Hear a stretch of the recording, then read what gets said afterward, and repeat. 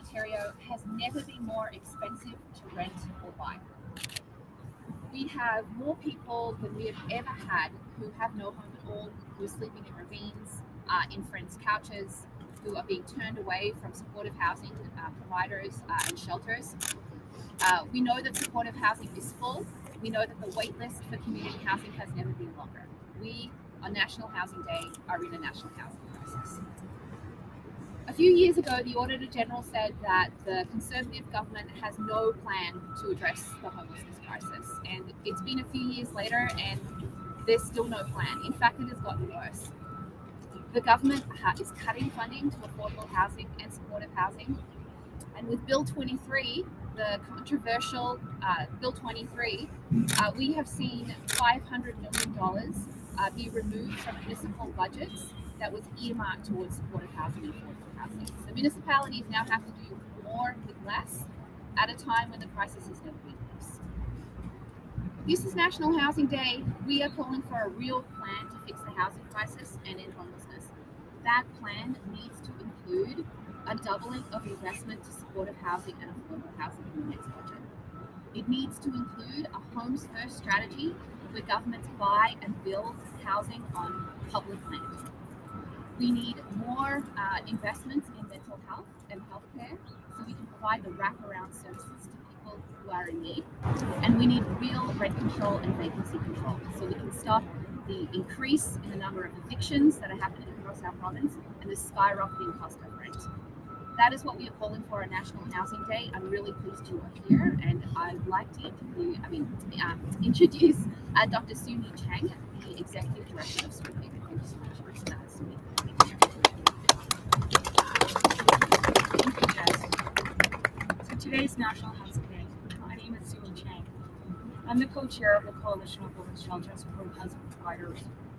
We're comprised of agencies that represent all corners of the province. We see firsthand that the situation for impoverished women is getting worse and worse when it comes to accessing affordable supportive housing. Given their circumstances, housing affordability is not possible for clients. Many are fleeing difficult, violent domestic situations. Others have been chronically homeless with exposure to substances in the justice system. And others still have traveled halfway across the world, fleeing violence and persecution, and have come here to find a cold and friendly system. There is a very gendered nature to supportive housing for women. Sadly, in all instances, our clients are survivors of gender-based violence and other forms of intimate partner violence. This goes hand in hand with unmet mental health and trauma needs that they have. Housing, and specifically supportive housing, is a provincial responsibility, and therefore the homeless and housing crises are provincial responsibilities. If there is no supportive housing for women in need, then they cannot leave the shelters they're in, and this in turn means that there are no extra beds for new shelter users. When it comes to supportive housing, vulnerable women are getting left behind and ignored.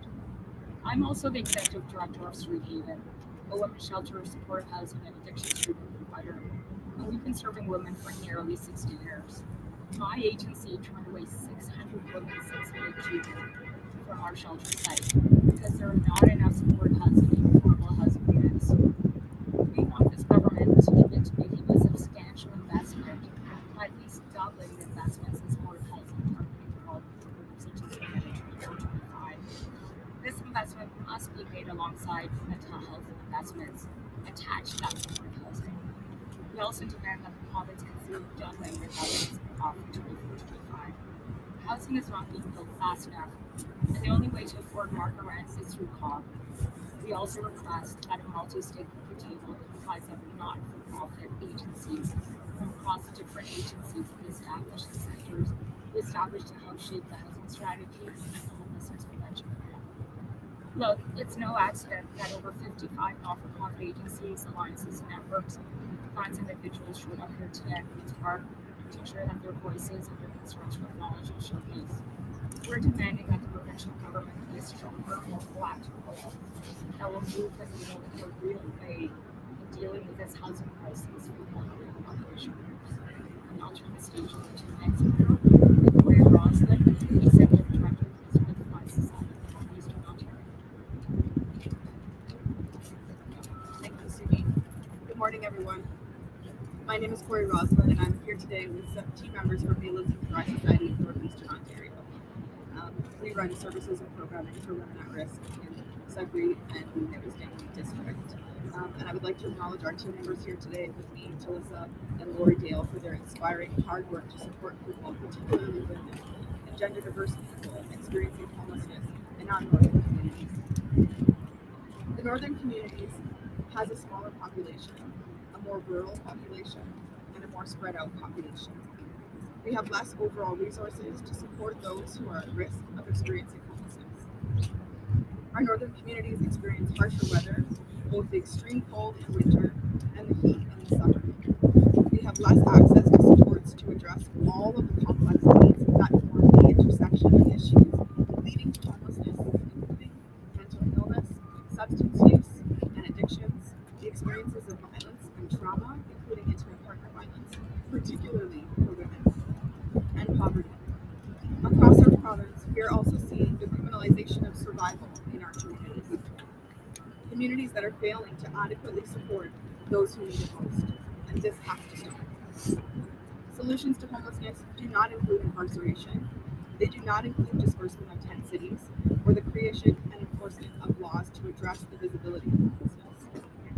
What is needed for us to make any strides in reducing homelessness is both supportive housing and deeply affordable housing. We need collaboration from all levels of government, including the provincial government, to accomplish this. We need our governments to have a willingness to be courageous, to be creative, and to listen to the voices of the people that are deep in the weeds of this crisis. And that is the people working in it, and most importantly, the people experiencing it. And many of us are here today. Thank you. Of course, thank you so much. Thank you so much for coming out. Thank you for coming out as well. I'd like to invite Tabitha Golbaka to the podium. She's coming. She's right there. Okay, Anna Morgan.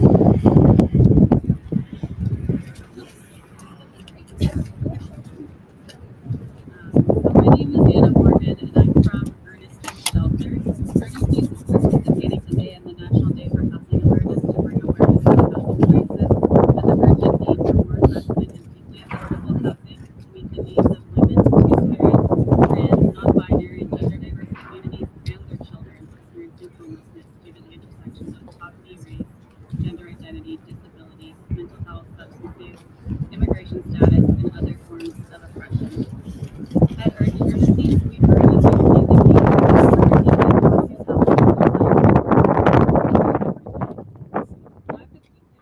housing for our clients means that the people we work with continue to be stuck in cycles of violence and chronic homelessness. Without deeply affordable housing, individuals experiencing gender-based violence are likely to go back to abusive situations, be vulnerable to continued abuse, or stay with their abusers. It also means that clients are staying longer in our shelter. Ernestine's operate at 110 capacity so far this year and has continued to operate at capacity. We have already turned away almost 200 clients this year. Without deeply affordable housing for clients to move into, we risk our lack of shelter beds opening to the immediate needs of individuals experiencing violence. Because Ernestine continues to operate at capacity, we have had to turn communal spaces into bedrooms, and we've had to serve families of up to 5 individuals in rooms not meant to be shelter beds.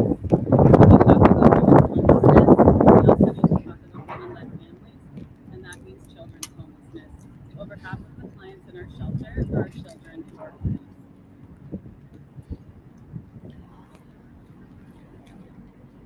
We also need housing that responds to the diverse needs of the clients we are servicing. Beyond deeply affordable housing, we need housing investments in diverse types of housing, including supportive housing with appropriate mental health support, supportive housing for families, diverse unit sizes, including large family units and accessible units. At Ernestine, we've seen an increase in need for clients accessing our services who also need mental health and harm reduction support, and have also indicated having a disability or chronic health issue that affects their everyday life. Over majority of the clients who are coming into services also met the definition of chronic homelessness, showing the link between gender-based violence and homelessness. These numbers confirm that a significant portion of families staying within the shelter have been struggling with homelessness for an extended period of time, often long before the specific crisis that brought them to the shelter.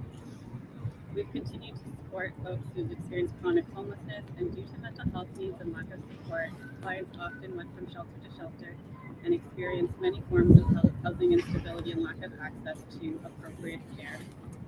Clients continue to be vulnerable to instability, criminalization, and risk of continued violence and abuse when they do not have access to appropriate supportive housing. The estimated wait times in Toronto for supportive housing are 5+ years. And for families who need a larger bedroom size of +3 years, larger bedroom size over 3 bedrooms, the wait times for housing is 15 years. We again reiterate the urgent need for the government to make significant investment in deeply affordable and equitable housing, and that also responds to the diverse needs of vulnerable women, gender diverse individuals, and their families in order to help break the cycle of violence and homelessness. Investment in deeply affordable housing also needs to be prioritized within the nonprofit sector so that we can maintain affordable housing that makes housing a human right. We are already in a housing crisis. Failure to do this will condemn women and gender diverse individuals and their children to continue cycles of violence and homelessness.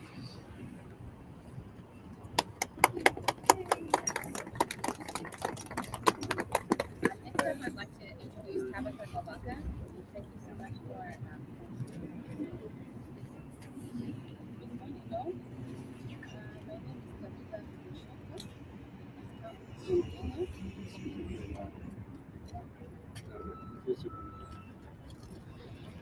My name is Tabitha Ashoka. I come from Kenya. I came here on 1st December from our home, where I got many problems there. When I came here, I faced many problems with family where to go. So I stayed in the Bigger Street 1 week, and then walking about finding a shelter. But on 29, I find a shelter in Haven Street, where I was hosted very well, and I thank God for that. In our home, I used to have an organization called It Can Be Done, where I worked there at 4 years. One day we hosted the girls as we have a relationship, and it comes feedback from me, and that's one it can please me to come here. I'm very grateful to Haven Street because have hosted me very well, even this time. God bless you all. So, your party is so good and you are so generous. Thank you.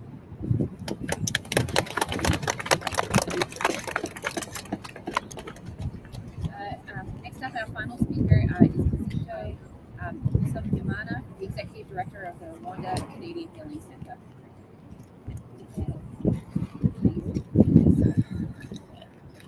Thank you so much. I know. I want to start by, and obviously I miss a few speakers here, so I'm not sure what was said, but I want to remind everybody that just last week we lost a migrant. We've been losing people. We lost a homeless person a few days ago as well. And since July 14th, we've been calling, screaming, requesting that the federal government, the representatives, understand what's going on and take action. And personally, I would like to say that what I've come to understand is that we don't have an affordable housing crisis. We don't have a homeless crisis or an asylum or migrant seekers crisis. I do believe, right, we do have a bureaucracy crisis. Yay. Why I say that, we've been going, so I'm saying this, and I want to go back to kind of show you how this has been happening. In December of 2022, the federal government made a decision to remove a lot of requirements for newcomers, mostly students. And in doing that, they have done nothing to address the actual environment in which they're coming. We have always known that we needed more housing. We have always known that we needed to look at everything on the table. As we speak, we are having at least 400 people coming into the city of Toronto, of which about 25% are going into shelter systems. We have about 9,000 shelter beds in Toronto. About 4,000 of those are migrants. We're having 4,000 migrants in shelter systems coming in, and 12,000 scattered across the hotels, as you all know. And I'm saying all of that. That does not address the numbers that are in the churches and mosques, which we've been fighting every day from the city, from the federal government, to actually acknowledge by providing actual resources instead of just words that don't mean anything. So, yeah, we have a bureaucracy problem. We don't have anybody that can actually make a decision on what needs to be done. Everybody's telling us who they are going to talk to. We've been going since June. It's now almost December. People are dying on the streets, and we're not getting anybody to actually do anything other than maybe we open an armory here, which we would love to see, reception center, which we would love to see. But where is actual funds? The city of Toronto is operating on about $91 million for just shelter systems. We've submitted a few requests for them to provide some of that to the churches so we can actually make sure that people are housed. That has not happened. Of course, the federal government has done nothing. And I would like to say that it's disappointing. Um, we are continuing to call on all our leaders to prioritize the health and the welfare of our people. And I mean everybody, not just the migrants, not just the African migrants, but to really start looking at those individuals as people, not the guidelines on their paperwork, not the policies that are no longer applied. We ask, and we do believe that this is an issue, the migrant and asylum seeker issue is a government responsibility. However, what we've been getting is so alarming for so many underserved communities and groups that are in desperate need, especially when we know that the government has acted in similar refugee issue when similar refugee issue rose up. We've acted for Afghans, we've acted for Syrians, we've acted recently for the Ukrainians. And what we are asking is as simple that the government does does the same thing for the African migrant and asylum seekers by housing them, by providing shelter, because we believe housing in Canada should be a right, not a privilege for a few, or a right for everybody, is what I would like to say. There are people who are highly motivated here, people who are educated, people who are looking to work. And I think most of us, not as those of us here, but the people who are refusing to help them think they're here for a handout. These are people who come here for a better life. And we ask Canada, we ask our representative to do the right thing and provide them just that. Thank you. Thank you so much for coming. Does anyone have any questions?